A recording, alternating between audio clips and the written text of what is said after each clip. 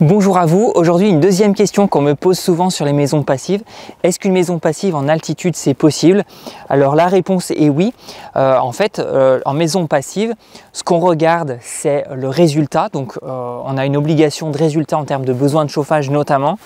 Et du coup, quelle que soit la région, France ou n'importe quel autre pays, et n'importe quelle altitude, il faut respecter ce seuil.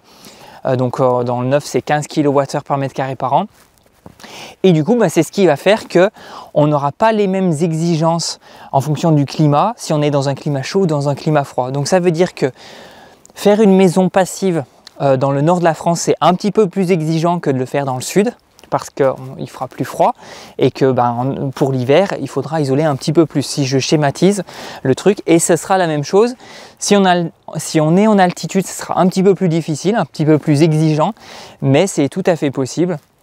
On va jouer sur les curseurs de niveau d'isolation, de performance des menuiseries, etc. Donc par exemple, on a des cas de maisons passives, là à côté de Saint-Étienne dans le Massif central, dans les Alpes, et en faisant mes recherches pour préparer la vidéo, j'ai même découvert qu'il y avait une maison passive qui était un refuge de montagne dans les Alpes autrichiennes à plus de 2000 mètres d'altitude, c'est la Schistelhaus.